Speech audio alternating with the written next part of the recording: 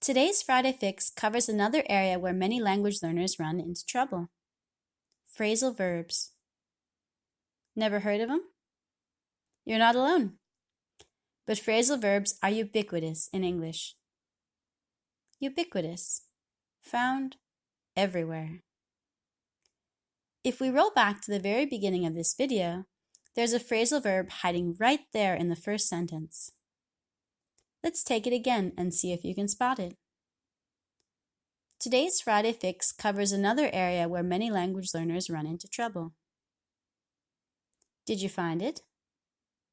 The phrasal verb is run into. You can run into the classroom when you're late for school, but that's not a phrasal verb. That's the verb run with a prepositional phrase, into the classroom. You can also run into a glass door if it's very clean and you're not paying attention. That's not a phrasal verb either. These are both examples of running in a specific direction, into something, smack. But when you run into an old friend, that's different. When you say, run into a friend, it's probably not because you bumped heads or crashed into them with your bike. No running, no specific direction. Here, run into usually means that you were surprised to meet them. That's a phrasal verb. Run into has a special meaning, to meet. There are many verbs like this in English that take on a different meaning when you add a special word or words after them. These are our phrasal verbs. But buyer beware. Even if you know what all the parts of a phrasal verb mean, you still need to learn the whole thing just like a brand new word. Phrasal verbs have a specific meaning that you can't predict from just looking at their parts.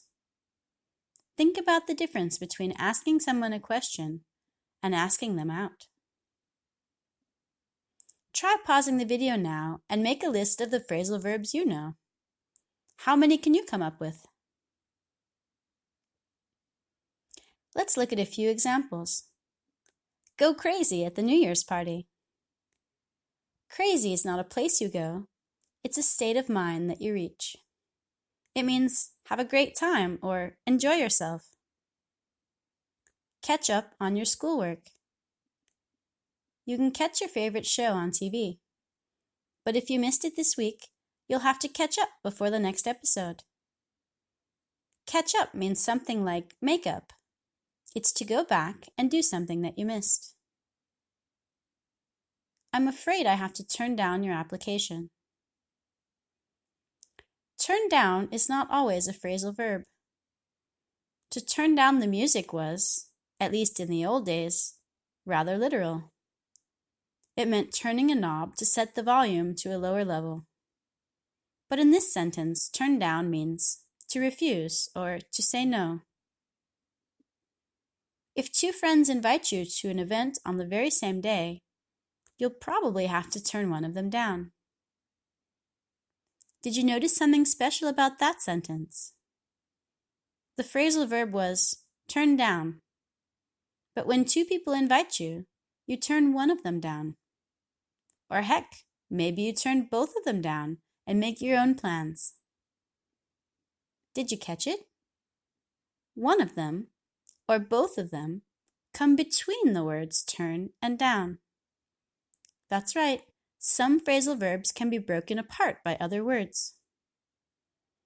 Unfortunately, each phrasal verb has its own rules about whether it can be split apart or not. So you'll have to pay close attention to sentences you come across to learn these rules. Let's see a few more examples. Here are some phrasal verbs you might hear at the beginning of class. Notice that all of them can be split apart by other words. Turn on. Turn your computers on and get ready for class. Pass out. Can I get a volunteer to help me pass these papers out? Look up. When you hear a new word, it's a good idea to look it up in your dictionary. Now let's practice. Rewind the video. How many phrasal verbs can you find? Translate the example sentences.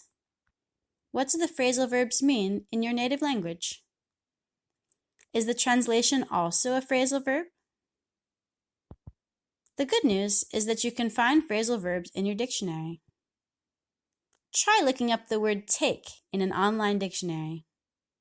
Scroll to the bottom of the entry. How many phrasal verbs can you find there? No, you don't need to count them all, but choose 5 to 10 of these words as your words of the week. Write them down with their meanings and translate them. Be on the lookout for phrasal verbs this week. How many can you find? You can write them in the comments. Good work today. That's it for now. See you next Friday.